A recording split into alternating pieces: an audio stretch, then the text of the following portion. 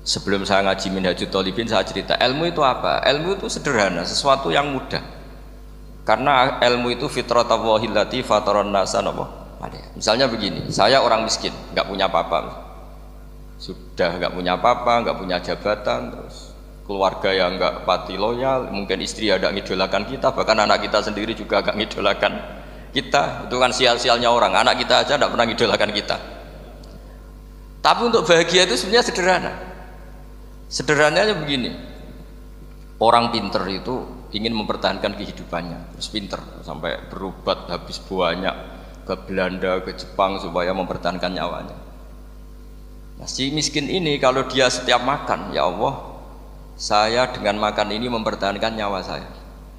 Sehingga makan itu satu kajian ilmiah bahwa ini luar biasa. Bahwa orang punya Alphard, punya uang 1 miliar, itu tidak mempertahankan sesuatu yang pokok, yaitu nyawa. Orang tidak punya Alphard itu hidup, nggak punya uang 1 miliar hidup. Tapi kalau nggak punya nasi 1 piring, nggak punya air 1 gelas bisa mati. Artinya apa? Orang miskin itu yusyarikul aghniya, sama dengan orang-orang kaya dalam hal kepemilikan hal-hal yang pokok. Tapi kadang-kadang orang miskin itu ya nyon sewu agak belagu, sudah miskin ingin punya Alphard, sudah miskin ingin punya uang, ya dia tersiksa. Harusnya cara berpikir nggak punya Alphard itu masih hidup, nggak punya uang 1 miliar masih hidup. Yang punya Alphard hidupnya juga pakai nasi 1 piring, yang punya uang 1 miliar juga pakai nasi. Ya kalau itu kan sama, saya punya. Kalau gitu kan bisa miskin rasa kaya. Itu memang harus dilatih. Nah, kalau orang kaya kan rumahnya banyak di mana-mana. Memangnya kalau rumahnya banyak di mana-mana terus tidur di sini 1 jam, di rumah itu 1 jam, malah nggak bisa tidur kan? Tetap aja yang dipakai 1 kamar. Itu gunanya apa punya rumah banyak? Setidaknya zaman miskin itu dia berpikir gunanya apa punya rumah banyak untuk dipakai ya hanya 1. Meskipun suatu saat kalau dia kaya juga berpikirnya agak rubah. Ya penting punya rumah banyak biar kemana-mana punya rumah, nggak apa-apa. Tapi sementara masih miskin jangan berpikir seperti itu. Nah yang menjadi miskin kacau kan sudah miskin berpikirnya gaya orang kaya, itu kecelakaannya. Lah itu ilmu, maksud saya itu ilmu. Sehingga dulu Nabi ngajari orang miskin itu sederhana. Ketemu orang miskin sama Nabi diajarkan. Nabi diantara ajarannya begini. Ada seseorang man asbaha, orang yang setiap harinya mu'afan fi jasadi, dia sehat, aminan fi sirbi, negara dalam keadaan aman, tidak dalam ancaman. Indahu qutu yaumi, dia hari itu punya makan. Faka'an nama khizat lahu dunya bihadzafiriha, berarti dia sudah punya dunia dan seisinya. Karena polanya sama. Buat Presiden Amerika itu yang untuk mempertahankan nyawanya ya makan pokok dan minuman pokok, bukan jabatannya sebagai presiden atau punya uang triliunan. Yang paling kaya di Indonesia juga gitu, untuk mempertahankan hidupnya juga dengan makanan pokok. Dan itu orang miskin punya. Kehidupan paling top itu apa? Ya kehidupan yang mempertahankan nyawa itu yang paling top, lainnya itu enggak. Karena mempertahankan nyawa ini super penting dan orang miskin bisa. Nah, saya berharap ilmu seperti inilah menjadikan dulu itu kuat ketika melawan Belanda. Kenapa kuat? Karena mereka gampang syukur. Barokahnya gampang syukur itu selesai dengan dirinya sendiri. Kalau bahasa intelektualnya itu, orang kalau sudah selesai dengan dirinya sendiri bisa berpikir memanfaati pada orang. Dulu orang-orang miskin ketika era sahabat, termasuk era para ulama yang mendidik para umatnya, itu selesai dengan dirinya sendiri. Nah sekarang banyak orang miskin juga termasuk orang kaya, bahkan belum selesai dengan dirinya. Wah itu angel, ngajak jihad angel, karena dengan dirinya saja belum selesai. Maka masyhur itu kan ketika perang Tabuk ada orang datang, kira-kira kalau Indonesia pakai beras 4 kilo, ya Rasulullah yang 2 kilo tak kasihkan keluarga kami supaya bisa makan, yang 2 kilo tak kasihkan jenengan untuk biaya perang. Perang Tabuk itu perang tersulit, disebut perang Dzil Usrah. Sekarang hitung saja, ini coba dihitung, mungkin yang bagian kasir tahu. Kalau 2 kilo kali 3.000, umat Islam masih itu sekitar hampir 3.000. 3.000 itu sudah 6.000 kilo. 6.000 kilo itu artinya apa? Orang miskin ketika perang membiayai dirinya sendiri, itu satu. Kedua, dengan mental memberi, orang ini tidak tamak. Barokahnya tidak tamak, tidak nyalahkan yang kaya. Efek dari itu apa ketika perang Tabuk? Sumbangan dari Sayyidina Utsman yang jumlahnya besar sekali, yaitu diantaranya 1.000 dinar. 1 dinar kira-kira 4,25 gram, berarti sekitar 4.000 gram. Itu bisa diberikan alat perang. Sumbangan dari Abu Bakar juga bisa dipakai beli kuda untuk perang. Nah bayangkan kalau kebutuhan orang miskin ini untuk makan itu nggak mau urun, wah saya miskin nggak perlu urun, saya miskin dipakai alasan terus. Maka jumlah 3.000 ini akan mengurangi anggaran untuk belanja peralatan perang karena untuk konsumsi orang miskin. Udah gitu kadang mangane tanduk itu kan repot. Wes miskin mangane tanduk, nak antri mo kan ribet.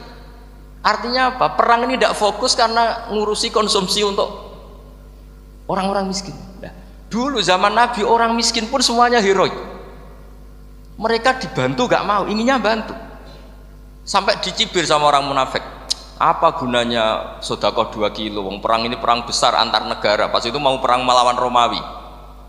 Sampai orang munafik bilang alladzina almizuna almuttawiina minal mu'minina fis sadaqati. Walladzina la yajiduna illa juhdahum faskharuna minhu. Orang-orang munafik digambarkan Allah orang-orang yang mencibir sedekah kecil. Wong untuk perang besar kok sedekahnya hanya 2 kilo. Tapi yang mahal bukan 2 kilonya. Kalau ada 1 juta orang miskin menyumbang negara 20.000, itu artinya apa? Kita punya rakyat yang inginnya hubungannya dengan negara memberi. Tapi coba kalau kita 2 juta rakyat yang inginnya dari negara mendapat, pegawainya demo ya. Nah ini ajarannya Nabi yang luar biasa. Dulu Nabi itu bisa mendidik orang miskin pun bermental memberi. Nah barokahnya bermental memberi ini mereka selesai dengan dirinya sendiri. Coba kalau mereka tidak bawa makanan sendiri ketika perang, mungkin kuda yang untuk perang, terus mereka berpikir, bu ini saja disembelih supaya kita bisa makan. Ribet kan? Ngapain beli senjata yang mutakhir, makan saja nggak bisa. Tapi barokahnya mereka urun sendiri. Mereka selesai dengan dirinya sendiri. Ini hebatnya didikan Rasulullah Shallallahu Alaihi Wasallam. Lalu dulu Mbah Hashim dan kawan-kawan itu berhasil mendidik seperti itu. Santri yang miskin-miskin itu kalau ngaturi kiai duwene telo dikekno telo, duwene wi dikekno wi. Sehingga kiai sing wis mapan-mapan, misalnya kados kula wonten kan mun setengah mapan. Ya akhirnya yo iso mangan wi. Jebule wi ku yo enak. Santri yo seneng mergo kiai ini seneng pancen wis suwi mangan pizza misalnya. Nah, tapi nak sing melarat terus aku melarat kiai tak kei wi mosok doyan. Wis melarat medit di alasan kan ribet kan. Ini yang perlu dihilangkan. Medit kok berargumentasi. Tapi yang mahal itu bukan winya, mental memberi. Orang itu kalau mentalnya memberi itu berarti selesai dengan dirinya. Tapi kalau tidak bermental memberi pasti tamak. Dan tamak itu mesti menghakimi orang lain. Maka dalam kitab Hikam diterangkan penyakit terberat itu tamak. Kenapa? Karena orang pikir itu tidak ada kata-kata kitab Hikam, bukan kata saya. Yang ada itu tamak. Misalnya gini, saya kenal PLT Bupati Kudus. Tidak pernah saya bilang beliau kikir. Tapi sekali saya pernah ngajukan proposal tidak kesampaian. Wah, beliau medit. Jadi saya menvonis medit itu sebetulnya ya karena punya keinginan tidak kesampaian. Coba kalau tidak, bahwa medit itu orang penting. Misalnya anak-anak muda sama orang-orang cantik di Jakarta, pernah nggak kamu bilang itu sombong? Enggak kan? Setelah kamu bilang, Mbak aku ingin kenalan Mbak sampeyan, terus dia agak mau, baru kamu bilang sombong karena keinginan kamu enggak. Nah bayangkan kalau orang bermental tomak kayak apa bangsa ini. Nah sahabat itu dididik oleh Nabi, tomak itu selesai karena keinginan mereka memberi. Sehingga Indonesia bisa merdeka begini itu barokahnya didikan ulama, semuanya ingin memberi. Dulu belum ada negara, tentara-tentara kemerdekaan kalau di kampung-kampung itu ya dibiayai donatur-donatur, termasuk bahasa saya, bu saya dulu. Itu berapa ton aja beras untuk pasukan Hizbullah, pasukan TNI. Di Aceh ada Daud berih, ada yang baca berweh. Jadi baca aja kayak kira asap ada yang berih, ada berweh, saya juga nggak tahu. Orang Aceh kalau baca berih, nyumbang berapa emas untuk kemerdekaan Indonesia. Yang Kesultanan Jogja Legowo. Jogja tidak lagi negara tapi diberikan bagian dari Indonesia dan seterusnya. Nah, jadi semua ini barokahnya didikan Rasulullah Shallallahu Alaihi Wasallam yang diteruskan para ulamanya bahwa nomor 1 didik masyarakat itu bermental memberi. Dengan bermental memberi apapun kecilnya ini selesai dengan dirinya sendiri. Itu kalau sampean nggak punya mental memberi, nanti pulang dari Pemda, oh sok acara kabupaten berkata ini tok ribet itu. Awas itu, bar ngaji langsung lali berarti sampean. Sudah kalau nggak urun ini sudah luar biasa, nggak urun untuk berkat itu sudah luar biasa. Jadi itu yang makanya Nabi itu Quran dimulai wa mimma razaqnahum yunfikun. Quran mengajarkan bermental memberi, yunfikun. Nabi berkali-kali ngulang al yadul ulya khairum al yadis sufla. Dan memberi itu tidak harus nunggu kaya. Gambarannya Quran tentang orang baik itu gimana? Alladzina yunfikuna fis sarra wad dharra. Bukan fis sarra saja, ketika wad dharra juga. Saya pernah guyon sama orang kaya di Jakarta. Dia uangnya miliaran, mungkin malah triliun. Guyon sama saya, Gus saya ini sudah sekian bangun masjid di mana-mana. Saya ini berarti hebat. Enggak, kata saya. Enggak ada masjid, agama tetap jalan kata. Karena di kampung-kampung sudah banyak masjid kata. Masih keren tukang becak kata. Kok bisa Gus?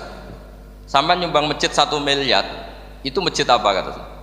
Ya masjid-masjid besar. Nah itu paling dipakai kubah atau menara atau apalah yang tidak mendesak. Tapi kalau orang miskin ngutangi orang miskin itu kalau nggak utang hari itu nggak makan. Kan nggak mungkin tukang becak ke utang ada bank atau orang kaya raya kan kenal saja ndak. Mesti orang miskin utangnya sama orang miskin. Saya kalau orang kaya utang Habib Bidin mesti mau beli Innova karena level orang elit, jadi utangnya itu beli Innova, aksesoris Innova, seri terbaru. Tapi kalau orang miskin sama orang miskin utangnya itu beras untuk nyawa ya. Artinya apa? Kalau saya diutangi Habib Bidin untuk beli Innova itu ganjarannya itu sekunder, tapi kalau sesama orang miskin itu ganjarannya primer. Keren mana hutang-hutangannya orang miskin sama orang kaya? Satu menyelamatkan nyawa, satu menyelamatkan citra. Dia baru sadar, ternyata orang miskin lebih hebat ketimbang saya, lebih hebat, tapi tidak usah ditiru kata saya. Cuma dia menjadi tidak sombong sekian miliar yang disumbangkan ke masjid karena dia menjadi tahu ternyata itu tidak banget. Nah kecuali masjid-masjid yang kamu nyumbang memang masjid perintis di daerah-daerah yang belum ada masjid. Kalau masjid-masjid besar itu kan kadang kebutuhannya sudah selera, bukan pokok. Nah saya ini cerita ya, jadi supaya orang tahu lah. Zaman Nabi itu orang sudah selesai semua dengan dirinya sendiri. Jadi maksud saya Islam nggak apa-apa tanpa masjid itu masjid yang sudah sifatnya selera. Indonesia kan masjid sudah sifatnya selera semua. Yang dikatakan masjid pokok kan yang dipakai sholat bisa, dipakai alat sesuci bisa. Tapi kalau sudah selera ya pondasinya harus begini, lampunya harus dari kristal, terus kubahnya itu sudah selera. Nah rata-rata sumbangan yang miliatan itu kan sudah ke selera. Sementara orang miskin utang-utangan sama orang miskin untuk menyelamatkan apa coba? Nyawa. Artinya para orang miskin jangan kecil hati, wah saya sedekah hanya 2 kilo, tapi 2 kilo nyawa. Dan itu pahalanya luar. Nah ini ilmu asal saja. Nah kiai itu berhasil seperti itu sehingga orang-orang miskin dulu tuh ngrumat tentara itu ya nganggo wi, nganggo telo, bahkan ada yang pakai apa itu Pak Hartopo itu pisang itu, arasnya pisang itu. Bronggolnya pisang sudah dipakai saja Pak tentara. Tentara di mana-mana bisa makan. Coba kalau yang ramal yang kaya tok itu tidak cukup. Tapi barokahnya yang miskin juga ikut ngamal itu cukup karena yang miskin itu mayoritas. Jadi didukung kaum miskin itu pasti menang lah kan kira-kira gitu. Karena di mana-mana orang miskin itu banyak. Menemukan orang kaya itu nyari data. Kalau menemukan orang miskin seketemunya pasti ketemu. Dan orang miskin ini dididik ulama untuk berkontribusi. Sehingga banyak tentara yang ketika dicari Belanda pura-pura jadi petani. Ini juga yang menyelamatkan orang miskin. Nah, ulama dulu tuh orang paling sukses mensuasanakan seperti itu. Nah, itu yang diceritakan di perang Tabuk, mimpa di maka tayazihu qulubu fariqin minhum. Jadi perang Tabuk itu perang di antara yang paling diceritakan Allah berkali-kali apa? Ya Rasulullah tadi malam saya buruh dan ini dapat 2 sok ya kira-kira berapa kilo lah. Yang separuh untuk keluarga kami, yang separuh saya sumbangkan ke jenengan. Lu coba perang antar negara hanya menyumbang 2 kilo beras, bayangkan. Tapi nilainya bukan 2 kilo. Kalau 2 juta rakyat Indonesia nyumbang 2 beras, artinya hubungannya dengan negara hubungan ingin memberi. Dan barokahnya hubungan ingin memberi, ora pati kecangkeman tomak, ora pati kakean menuntut. Ini yang mahal itu yang gak ternilai itu. Dan itu menjadi kekuatan yang luar biasa sehingga umat Islam bisa mengalahkan pasukan Romawi. Nah Indonesia dulu kira-kira seperti itu prakemerdekaan. Ya itu saja sebagai mukaddimah hari santri.